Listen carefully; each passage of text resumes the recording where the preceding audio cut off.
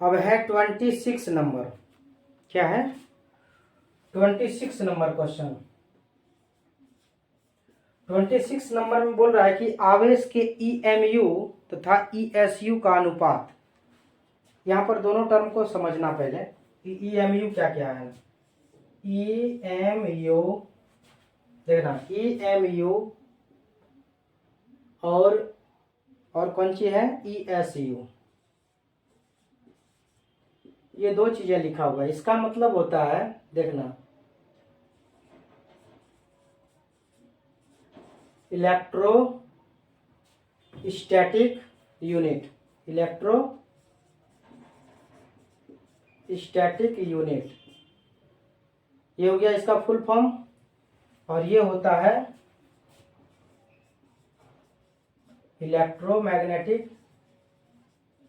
Magnetic unit. अब पूछोगे तुम लोग कि इसका क्या उपयोग है।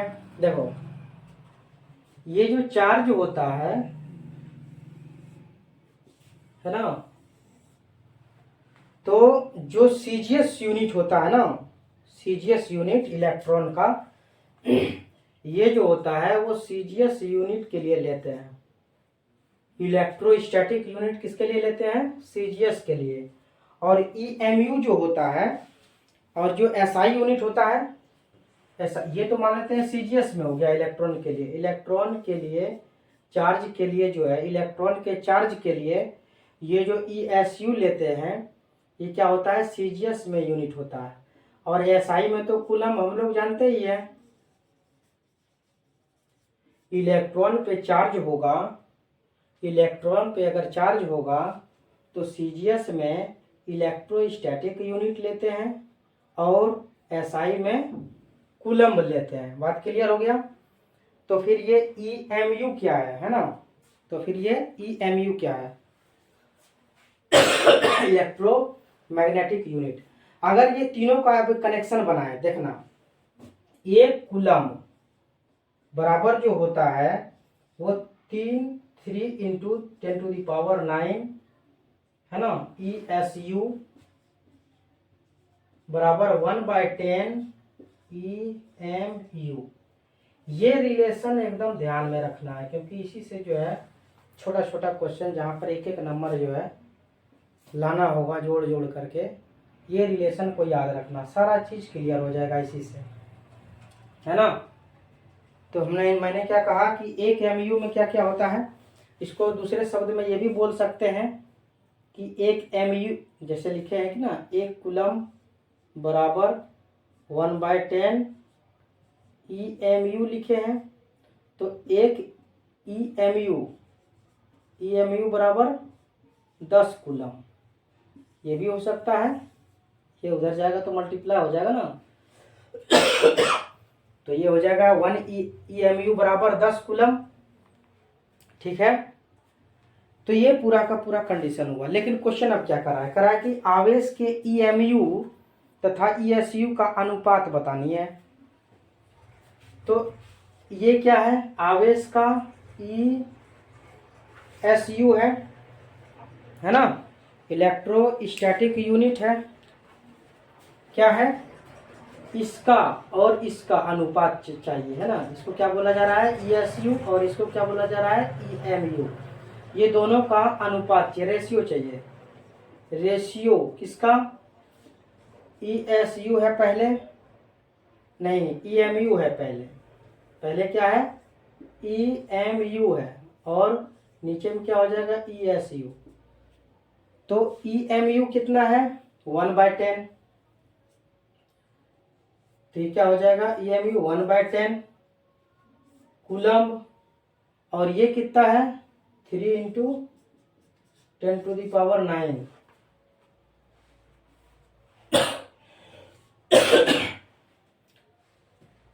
पर ये क्या है? ये तो ESU वाला यूनिट है ना, ध्यान देना।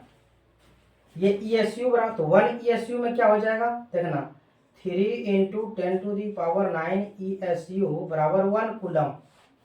तो एक ESU बराबर क्या हो जाएगा? 1/3 इंटू 10⁹ इतना कूलम, है ना। इसको थोड़ा सा अगर और अच्छा करें तो इस तरह से कर सकते हैं। अब देखो ये एक ASU निकल के आया, एक EMU निकल के आया, है ना। अब दोनों का रेशियो ले लेते हैं। तो एक EMU में कितना आया था, 10 कूलम, 10 कूलम आया था। और एक ESU में क्या आया, 1/3 इंटू 10⁻⁻9 कूलम। तो यहां से अगर देखें, दिख रहा है, तो 10 कूलम इंटू 10⁻, ये ऊपर जाएगा तो क्या हो जाएगा, 9 पॉजिटिव हो जाएगा, और ये 3 भी ऊपर जाएगा इतना, यानी कि 3 इंटू 10⁻10 इतना जो हो जाएगा रेशियो। और जिस तरह से रेशियो का कोई यूनिट नहीं होता है, तो क्या आया रेशियो, 3 इंटू 10⁻10 आया। कैसे आया, 1 कूलम में कितना होता है, या 1 EMU बराबर 10 कूलम, है ना, क्योंकि वहां पर क्या पूछ रहा है, EMU और ESU का अनुपात। तो दोनों को एक ही यूनिट मिला लिए कूलम में। और जैसे कहा कि एक EMU में 10 कूलम होता है, और उसी तरह से एक ESU में 1/3 इंटू 10⁻9 कूलम होता है। अब ये दोनों का रेशियो वहां पर निकाल दिया है, देख लो, 3 इंटू 10⁻10। क्लियर है बात। अब चलते हैं 27 के तरफ, कि 27 में क्या है।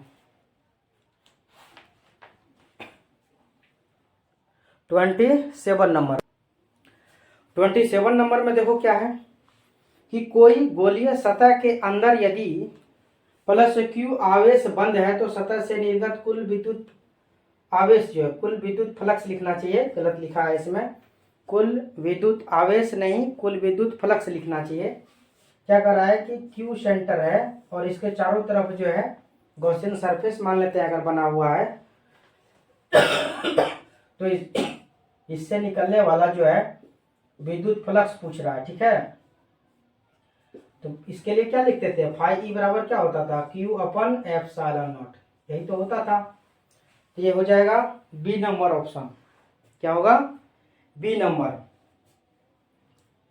28 नंबर में चलते हैं। 28 नंबर, बिंदु आवेश के कारण विद्युत क्षेत्र E दूरी r पर। मैंने कई बार कहा है कि कोई भी बिंदु आवेश अगर Q है तो इसकी वजह से जो इलेक्ट्रिक फील्ड होता है KQ/r² होता है। तो अगर देखा जाए तो E इनवर्सली, ये आया कहाँ से है, ये आया है, E जो है वो डायरेक्टली प्रोपोर्शनल है Q के, और E जो है इनवर्सली प्रोपोर्शनल है 1/r² के। और ये दोनों को मिक्स करके ही तो E का फॉर्मूला लाया जाता है ना, जो K लाते हैं, और E/r², ये K कोफिशिएंट आ जाता है इस डायरेक्टली प्रोपोर्शनल की वजह से, है ना, ये आता है। तो यहाँ पर क्या दिख रहा है कि 1/r² है, तो 28 का हो जाएगा बी नंबर। क्लियर है बात। 29 नंबर में आ जाते हैं। क्या करा 29 नंबर, विद्युत द्विध्रुव के कारण विद्युत क्षेत्र E दूरी r पर। अब विद्युत द्विध्रुव की बात कर रहा है, डायपोल का, डायपोल का क्या होगा, डायपोल की वजह से इलेक्ट्रिक फील्ड क्या निकालते थे, क्या निकालते थे, के, याद आ रहा है कुछ, एक डायपोल की वजह से जो इलेक्ट्रिक फील्ड निकालते थे, क्या निकालते थे, के 2p/r³, है ना। ये किस पोजीशन में था, एक्सियल पोजीशन में। और इसी तरह से E जो आता था इक्वेटोरियल पोजीशन में, के p/r³। पर नीचे में देखो हर हाल में क्या, ये है इक्वेटोरियल पोजीशन में। तो यहां पर ध्यान दो, ये जो लिखे हुए हैं Kp और ये नीचे में r3, इसका मतलब क्या हुआ कि E इनवर्सली प्रोपोर्शनल है r³ का। इसमें है ऑप्शन में सी नंबर, ठीक है। द्विध्रुव के कारण विद्युत क्षेत्र E दूरी r पर निर्भर करता है, तो r³ का क्या है, इनवर्सली प्रोपोर्शनल होगा, ठीक है। 30 नंबर कह रहा है कि अनंत लंबाई के आवेशित बेलनाकार चालक तार के कारण विद्युत क्षेत्र ई दूरी पर क्या होगा? अनंत लंबाई का आवेशित अगर है, अनंत लंबाई का अगर आवेशित कोई रड है ना, तो इसके वजह से क्या इलेक्ट्रिक फील्ड निकाले थे, याद है? क्या चीज था? K into 2 lambda upon R। अभी क्लास के शुरुआत में भी मैंने बताया ये होता है। तो अब ये रिलेशन देखो, ये क्या है? E इनवर्सली प्रोपोर्शनल हो गया R का। क्लियर है बात? तो विकल्प नंबर ए दिख रहा है। अब आते हैं विद्युत फ्लक्स निर्भर करता है बंद सतह के अंदर कुल आवेश पर। बिल्कुल क्लियर हो गया है। विद्युत flux phi E Q upon epsilon naught, जैसा कि मैंने पहले ही कह दिया कि बंद सतह के ऊपर, बंद सतह के आकार पर, इस पर किसी नहीं, केवल और केवल चार्ज पे डिपेंड कर रहा है। ठीक है, केवल और केवल चार्ज पे डिपेंड करता है। एकदम दिमाग में बांध लेना है, गांठ बांध लेना है ना, कैसा होता है। 32 नंबर ESU मात्रक में होता है। 32 नंबर देखो, ESU बराबर लिखा है 4, इसमें कोई यूनिट नहीं लिखा है, मात्रक में होता है। उसी चीज को यहाँ पर सिंपल लिखा हुआ है ना। यहाँ जो पहले ही रिलेशन में मैंने लिखा था, हालांकि इसका जो है 4 पॉइंट अलग अलग कहीं कहीं पर देता है, लेकिन इसका होगा 1.78 इंटू 10⁻⁻10 ये हो जाता है। बिल्कुल वही है क्वांटम। ESU अभी अभी पता है ESU क्या होता है, EMU क्या होता है। एक कूलम आवेश बराबर होता है, अभी अभी बताए थे कि एक कूलम आवेश में 3 इंटू 10⁻9 ESU होता है। ठीक है, ये बताए थे अभी तुरंत, उसी से रिलेटेड क्वेश्चन है। कूलम्ब बल क्या होता है? देखो, नॉर्मल जो कूलम्ब का नियम होता है कि दो चार्जों के बीच लगने वाला जो फोर्स होता है ना, Q1 Q2 अपन R², तो वही है कूलम्ब फोर्स। यहाँ पर कह रहा है कि क्या केंद्रीय बल होता है, विद्युत बल होता है, तो विद्युत बल तो होता ही है। दूसरी बात ये केंद्रीय बल भी है, तो यहाँ पर C हो जाएगा। केंद्रीय बल कहने का मतलब क्या हो गया? ये फोर्स जो है डोमिनेट करता है एक तरह से केंद्रीय रूप में, दूसरी जगह उतना ज़्यादा एक्टिव नहीं होता। एक ऑब्जेक्ट से दूसरे ऑब्जेक्ट के ऊपर जो है केंद्र पर लगता है। मान लेते हैं कि यहाँ पर अगर एक ऑब्जेक्ट Q रखा हुआ है और एक ऑब्जेक्ट यहाँ पर है, यहाँ पर भी Q रखा हुआ है, तो ये दोनों के बीच में जो है सेंट्रली ये फोर्स लगेगा। Q इस Q पे अट्रैक्ट करेगा या फिर उसको रिपेल करेगा, और ये Q इसके ऊपर सेंट्रली फोकस्ड है, एक दूसरे पर बंधित है। इलेक्ट्रॉन का विशिष्ट आवेश होता है। देखो अब 35 नंबर अच्छा क्वेश्चन है। 35 नंबर, हाँ, तो इसमें क्या था कि इलेक्ट्रॉन का विशिष्ट आवेश, इलेक्ट्रॉन का विशिष्ट आवेश, इलेक्ट्रॉन का विशिष्ट आवेश, विशिष्ट आवेश क्या होता है? तो इसमें जो है विकल्प में दिया गया क्या क्या? अच्छा, तो देखो, एक इलेक्ट्रॉन पर 1 kg इलेक्ट्रॉन अगर ले लेते हैं और उस पर जितना आवेश होगा, है ना, वही क्या कहलाएगा? इलेक्ट्रॉन का विशिष्ट आवेश। 1 kg इलेक्ट्रॉन ले लेते हैं और उस 1 kg इलेक्ट्रॉन के ऊपर जितना आवेश होगा वही क्या होगा? विशिष्ट आवेश होगा। मैंने क्या कहा कि 1 kg इलेक्ट्रॉन लेना है। देखो 9.1 गुना 10⁻31 kg एक इलेक्ट्रॉन का वजन होता है। एक इलेक्ट्रॉन का क्या होता है? भार होता है। इसको अगर हम चार्ज के करें 1.602 इंटू 10⁻19 कूलम, और यहां से कहें कि मुझे 1 kg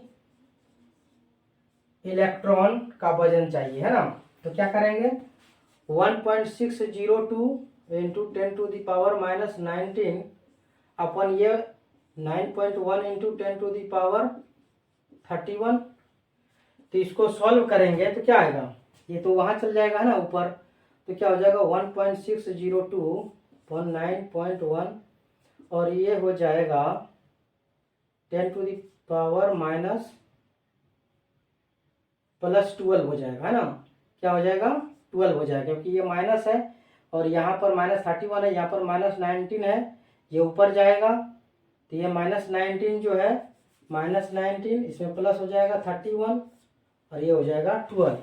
अब इसको थोड़ा सा और सॉल्व करो, तो और सॉल्व करने पर जो है, सॉल्व करने पर दो थोड़ा सा अगर दिमाग लगाते हैं, एक 10 उसमें से निकाल लेते हैं, तो यहाँ पर क्या हो जाएगा, एक 10 जब निकालेंगे तो 1.602 इंटू 10 और यहाँ पर 10⁻11 कर देते हैं और ये यहाँ पर 9.1 है, तो ये क्या हो जाएगा 16, ये 10 को इधर ले आते हैं तो 16.02 हो जाएगा अपन 9.1। और इसको जब हम सॉल्व करते हैं तो ये 1 पॉइंट समथिंग के अराउंड आने वाला है ना, और 11 एक ही विकल्प में है, ए में देखो, ए में 11 है और इसको जब सॉल्व करेंगे तो आ जाएगा कितना 1.8 इंटू 10⁻11, ये चीज जो है। अब ये क्या है, यहाँ कूलम था, इधर से केजी आया है, तो यहाँ पर क्या आ जाएगा कूलम पर केजी, है ना, तो इतना जो होगा वो 1 kg में चार्ज होगा, कितना होगा 1 kg में charge 1.8 into 10⁻11 coulomb per KG, मतलब 1 kg में इतना चार्ज होने वाला है, अच्छा खासा चार्ज है ना, बहुत बड़ी मात्रा में चार्ज है। तो इलेक्ट्रॉन का विशिष्ट आवेश समझ में आ गया। इलेक्ट्रॉन का विशिष्ट आवेश जो है एक खास प्रॉपर्टी है कि ये बताता है कि 1 kg का अगर इलेक्ट्रॉन लेंगे तो उसमें कितना चार्ज आने वाला है, वही जो है विशिष्ट आवेश होता है, ठीक है। 36 नंबर में क्या करा है कि स्थिर विद्युत क्षेत्र होता है। देखो स्थिर विद्युत क्षेत्र क्या होता है, संरक्षी होता है, असंरक्षी होता है, कहीं संरक्षित था कहीं असंरक्षित होता है, इनमें से कोई नहीं, बिल्कुल संरक्षित होता है, कंजर्वेटिव होता है।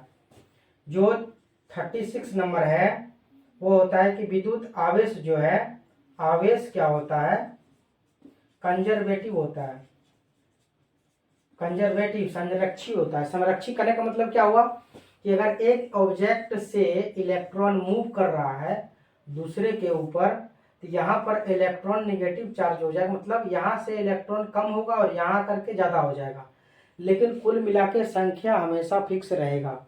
अगर 5 इलेक्ट्रॉन यहाँ से मूव किया है तो खोजने जब पहुँचेंगे तो यहाँ पर भी हमको 5 ही इलेक्ट्रॉन मिलने वाला है ना, 5 ही इलेक्ट्रॉन मिलने वाला है एक्स्ट्रा, उसका अपना भी तो होगा, तो एक्स्ट्रा इलेक्ट्रॉन कितना मिलने वाला है 5 इलेक्ट्रॉन। यहाँ पर कहने का मतलब है कि एक ऑब्जेक्ट से जितना इलेक्ट्रॉन मूव करेगा दूसरे ऑब्जेक्ट पर उतना इलेक्ट्रॉन एक्स्ट्रा इलेक्ट्रॉन देखने को मिलेगा।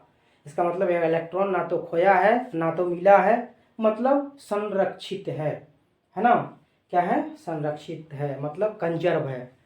क्लियर है बात। 37 नंबर है कि किसी वस्तु पर आवेश का कारण क्या है। बिल्कुल किसी भी वस्तु पर इलेक्ट्रॉन जैसे ही मूव किया तो इलेक्ट्रॉन के स्थानांतरण की वजह से ही ये पॉजिटिवली चार्ज हो गया, ये निगेटिवली चार्ज हो गया। तो यहाँ पर देखो सी नंबर में इलेक्ट्रॉन का स्थानांतरण है। पहली कक्षा में ही, पहली क्लास में भी मैंने पूरा डिटेल से बताया था इसमें कि किस तरह से इलेक्ट्रॉन मूव होता है, चार्ज जनरेट होता है ना, सारा चीज़ बताए हुए हैं, पहली कक्षा को भी देख सकते हो। तो किसी वस्तु पर आवेश के कारण इलेक्ट्रॉन का स्थानांतरण, ठीक है। अब है स्टैट कूलम। स्टैट कूलम अभी अभी मैंने कहा स्टैट कूलम कौन है, 37 नंबर नहीं 38 नंबर। 38 नंबर में देखो क्या है, कह रहा है कि स्टैट कूलम 1 ESU बराबर बताइए, अभी तुरंत बताए हैं 1.3 गुना 10⁻⁻9 जो होता है ये होता है 1 ESU बराबर 1 ESU बराबर अभी तुरंत बताए हैं। हाँ अब चलते हैं 39 के ऊपर। 39 क्या है कि यदि दो आवेशों की मूल बिंदु से दूरी बढ़ा दी जाए तो आवेश के बीच विद्युतीय बल घट जाएगा। सीधी सी बात है, एक चार्ज यहाँ रखे हैं और दूसरा चार्ज यहाँ पर रखे हैं। अब ये दोनों के बीच का डिस्टेंस बढ़ा देते हैं। इसको क्या कर रहे हैं, यहाँ से उठा के जो अभी यहाँ पर था पी पे, अब इसको यहाँ ले आकर के क्यू पर कर देते हैं, तो आर तो बढ़ गया ना। तो ई बराबर अगर पहले होता तो क्या होता, ई बराबर पहले होता तो के क्यू अपन आर स्क्वायर होता, और ये आर अब क्या हो गया है के क्यू अपन ये आर बढ़ गया है।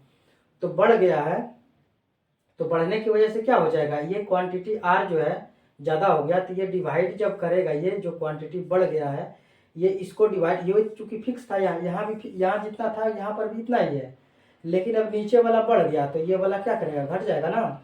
ठीक है, समझ में आया क्या कहा मैंने कहा कि ये तो देखो फिक्स है, ये भी फिक्स है, लेकिन बढ़ा घटा कौन, ये आर जो यहाँ पर बढ़ गया तो ये बड़ा क्वांटिटी से भाग लगेगा छोटा क्वांटिटी में, तो ये कम हो जाएगा, इलेक्ट्रिक फील्ड क्या हो जाएगा, कम हो जाएगा। बात क्लियर है। तो क्या कर रहा है, विद्युतीय बल क्या हो जाएगा, मान घट जाएगा, क्योंकि इनवर्सली प्रोपोर्शनल होता है ना। तो एक अगर बढ़ा तो दूसरा घट जाएगा, इनवर्सली प्रोपोर्शनल होता है, ऐसे भी देख सकते हैं। फिर कह रहा है कि किसी दूरी पर, बात समझना, अब कौन सा नंबर है, अब है 40 नंबर। 40 नंबर में कह रहा है कि किसी दूरी पर अवस्थित दो आवेशित कण के बीच विद्युत बल F है। ये एक चार्ज है Q1, ये है Q2, दोनों के बीच का फोर्स क्या है K Q1 Q2 अपन R स्क्वायर। ठीक है, अब चलते हैं क्या कहता है। तो किसी दूरी पर अवस्थित दो आवेशित कण के बीच विद्युत बल F है, यदि उनके बीच की दूरी आधी कर दी जाए, तो इसको R को क्या कर दिया, आधा कर दिया, तो R को आधा कर लेते हैं, K Q1 Q2 अपन R को आधा कर लिए।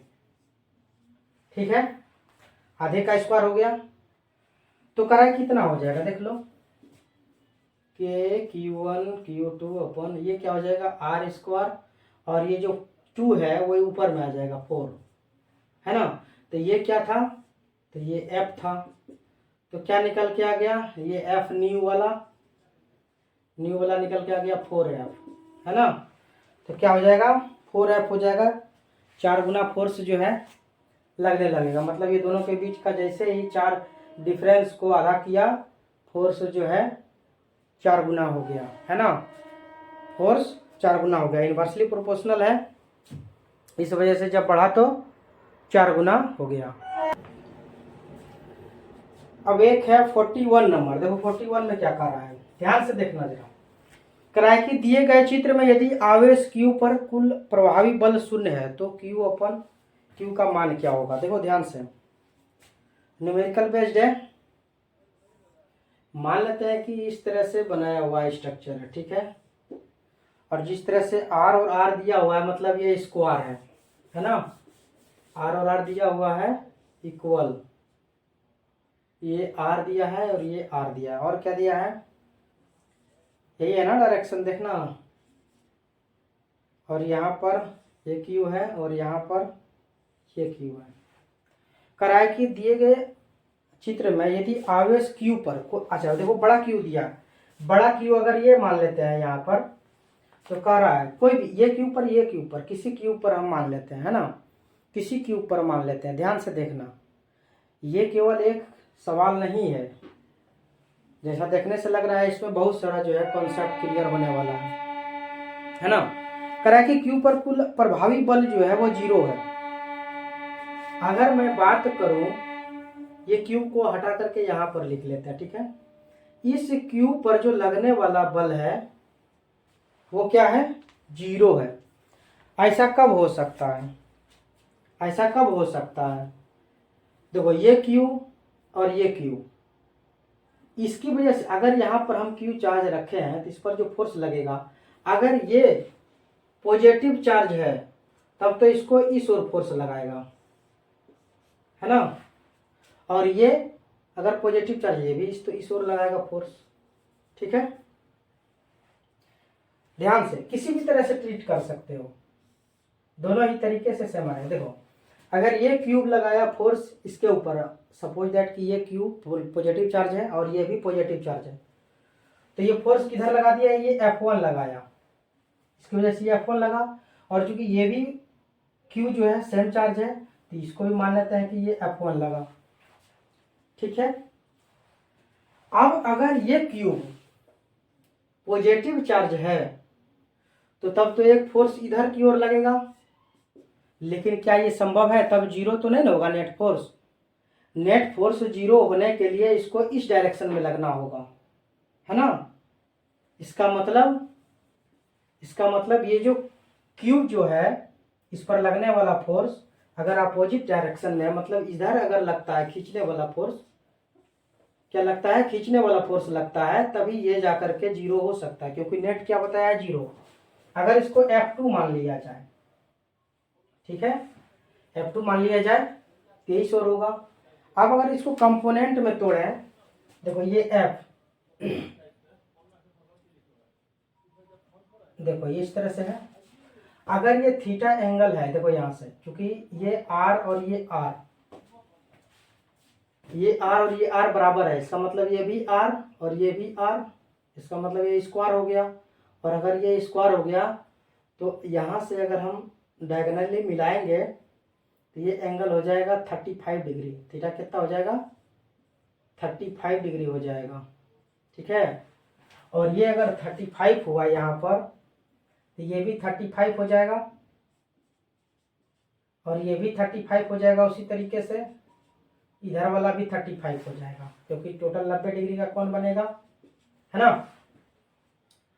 तो अब देखो इस बिंदु का ये वाला कंपोनेंट जो है इधर का इसको इधर अगर ले आना चाह रहे हैं, है ना, तो इधर का ये कंपोनेंट क्या होगा? क्या ये पॉसिबल होगा? ध्यान से देखना, क्या ये पॉसिबल होगा? अगर ये अपोजिट में है, ये अगर अपोजिट में है तो संभव ही नहीं है। क्या नहीं है संभव? क्योंकि ये भी क्यू चार्ज, ये भी क्यू चार्ज, मतलब ये वाला कंडीशन फुलफिल नहीं होने वाला है। क्यों नहीं होने वाला है? क्योंकि देखो ये 90 डिग्री पर है, इसका कोई कंपोनेंट नहीं बनेगा, और ये भी 90 पर है, यहां से ये इसका भी कोई कंपोनेंट नहीं बनेगा।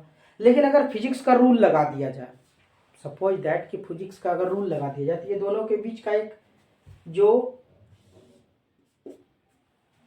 दोनों को जोड़ करके जो निकलेगा, क्या निकलने वाला? देखो दोनों को जोड़ करके F1 का स्क्वायर प्लस F2 का स्क्वायर का अंडर रूट। F अगर नेट निकाले तो इस डायरेक्शन में F नेट निकाले तो ये निकल के आएगा। क्या होने वाला है? फोर्स F1 KQ1, देखो इसकी वजह से क्या फोर्स आएगा?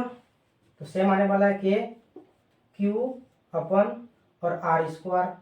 सिमिलरली ये भी उतना ही आएगा, KQ अपन R स्क्वायर का अंडर रूट। ये चीज आ गया F नेट। F2 क्या आएगा? F2 क्या आएगा? देखो यहां से F2 क्या आने वाला है? KQ अपन R स्क्वायर। तो R तो ये दोनों के बीच का डिफरेंस होगा, ये दोनों के बीच का जो डिस्टेंस है यही वाला होगा। और ये क्या निकलेगा? पाइथागोरस से R square plus R square का अंडर रूट, यानी कि 2R स्क्वायर का अंडर रूट। तो यहाँ पर क्या हो जाएगा? 2R स्क्वायर का अंडर रूट, इसका स्क्वायर, तो KQ स्क्वायर अपन √2, ये 2R स्क्वायर हो जाएगा। इतना हो जाएगा, रूट से ये हट जाएगा।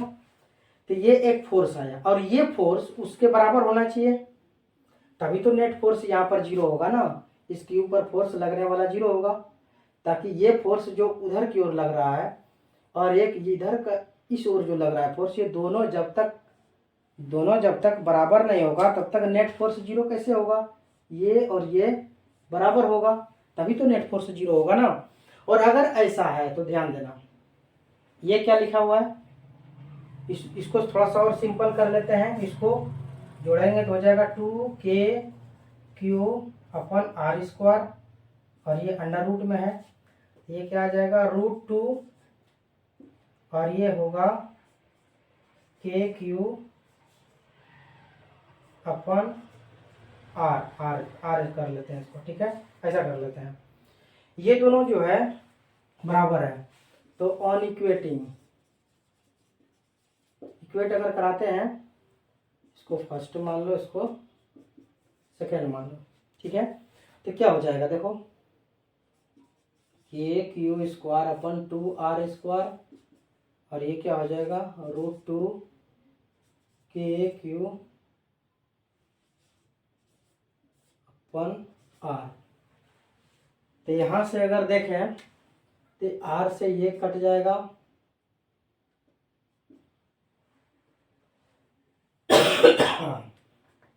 यहाँ से K से K उस जगह पर F नेट आया है। ध्यान से देखो इसको, हाँ देखो, अगर हम इसको ऐसा करते हैं तो यहाँ से कुछ नहीं मिल रहा है, कंपोनेंट ले लेते हैं, ठीक है, कंपोनेंट से चलते हैं, देखना आएगा,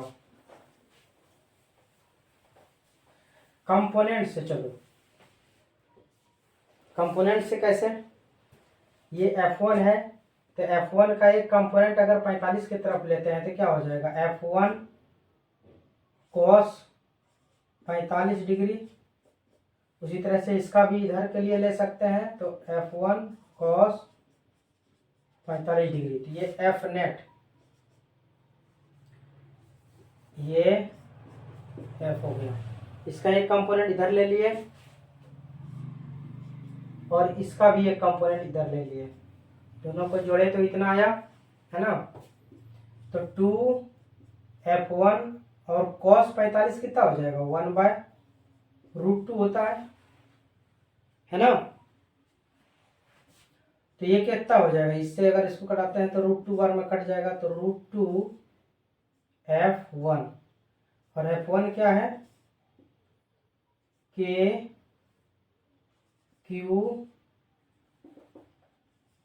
अपन R², यही तो है। इसको एक ले लो, कंपोनेंट से तोड़ करके जाएंगे तो ऐसा लग रहा है मुझे कि हो जाना चाहिए, देखना अभी। और यहाँ पर क्या आया था, इधर इस डायरेक्शन में क्या आया था F, ये आया था KQ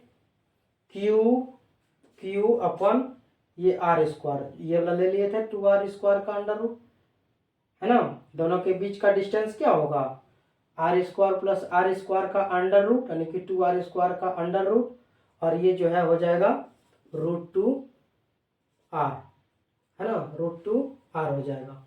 और इसी का फिर स्क्वायर यहाँ पर करने वाले हैं, तो मुझे क्या मिलने वाला है 2R² मिलने वाला है।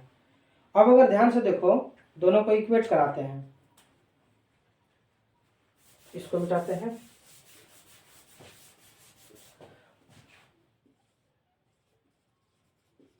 इक्वेटिंग 1 और 2।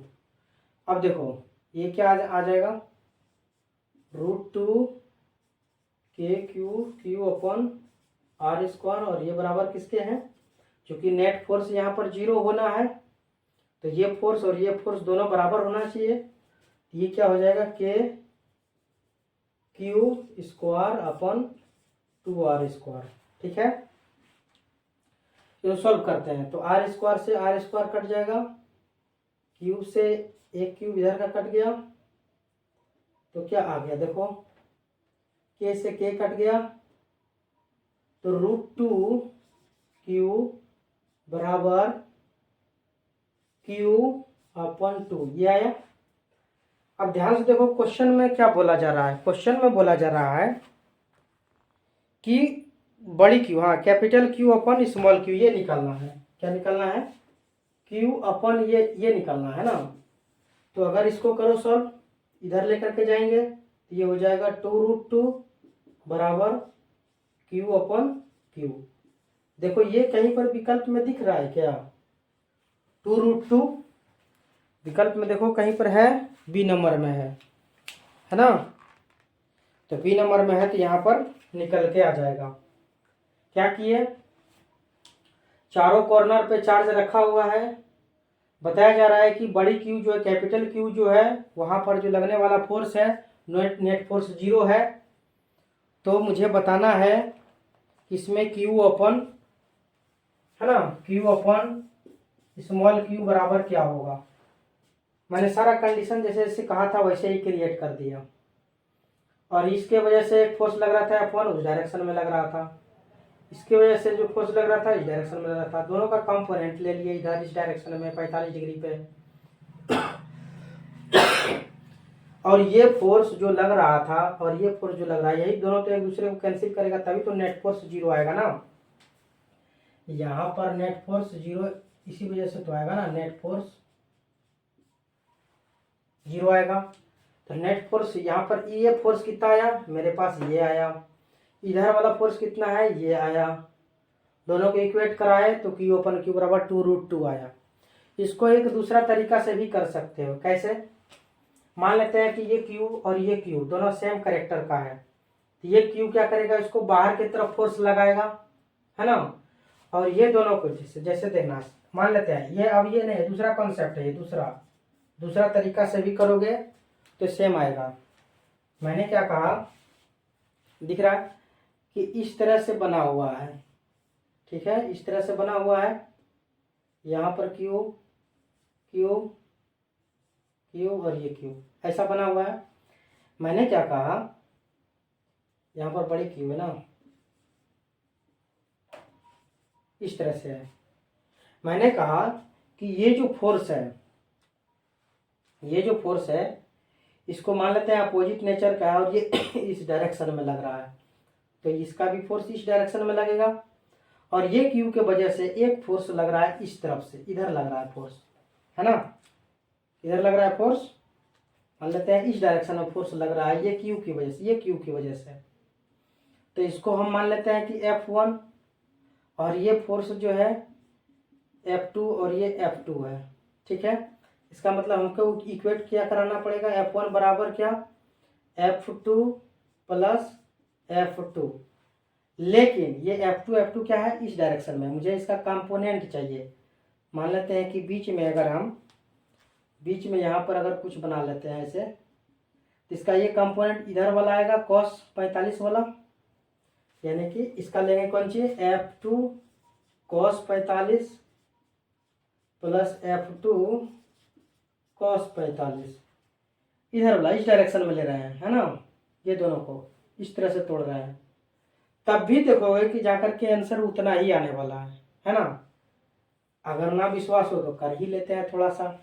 F1 क्या है, दिख रहा है यहाँ पर, F1 क्या है, F1 उस डायरेक्शन में लगेगा तो K बड़ी क्यू अपन R² क्या लगने वाला है, जिससे कि ये भी R है ये भी R है, तो क्या लगने वाला है, 2R² का अंडर रूट और इसका स्क्वायर।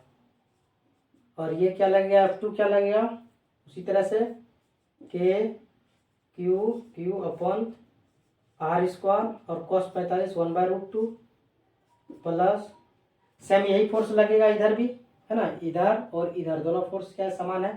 तो इसको ना लिख करके सीधा हम 2 लिख देते हैं यहाँ पर, ठीक है। नहीं दिख रहा है क्या, दिख रहा है बिल्कुल, अभी हो जाएगा, देख लो।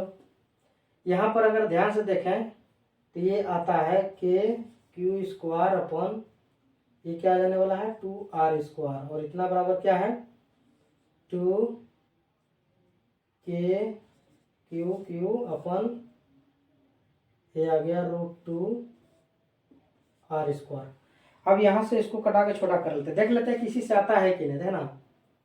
R से R कट गया, ये √2 से ये √2 बार में कट गया, K से K कट गया, Q से ये कट गया Q, तो बचा क्या, ध्यान से देखना, Q अपन ये Q इधर आ जाएगा और ये √2 है, ये 2 ऊपर चल जाएगा, देखो 2√2 सेम आया ना। तो ध्यान देना कि ये फोर्स अगर हम इधर से भी लेते हैं इधर से भी लेते हैं और अगर नेट न्यूट्रल यहाँ पर निकालते हैं तब भी वही आने वाला है। और अगर बाहर की तरफ लेते हैं, इधर लेते हैं, तब भी वही आने वाला है। Getting my point? मैंने कहा कि इस पॉइंट पर किसी भी तरीके से अगर नेट फोर्स अगर 0 ले रहे हैं तो कंडीशन सेम आने वाला है ना। जैसा कि मैंने करके दिखाया, यहाँ पर पहला कंडीशन करके दिखाया, ये दूसरा कंडीशन करके दिखाया, और हर हाल में क्या आने वाला है, 2√2 आने वाला है, क्यू अपन क्यू। ठीक है, आज यहीं तक रखते हैं, 41 तक। आगे और कितना सवाल है, 80। दूसरा दिन ये पूरा हो जाएगा। मैं उम्मीद करता हूँ कि यह डिस्कशन आप लोग को बहुत अच्छा लगा होगा। इस लेक्चर को लाइक और सब्सक्राइब करनी है ना। ठीक है,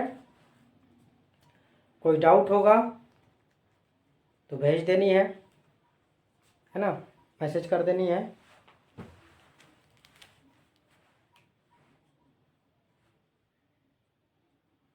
फिजिक्स वॉरियर्स के इस चैनल को, physics warrior with Mukesh Kumar के इस चैनल को लाइक और सब्सक्राइब करना है, क्योंकि अगर संख्या बढ़ती है तो मैं दावा करता हूँ कि फिजिक्स का ऐसा ऐसा चीज़ पढ़ाने वाला हूँ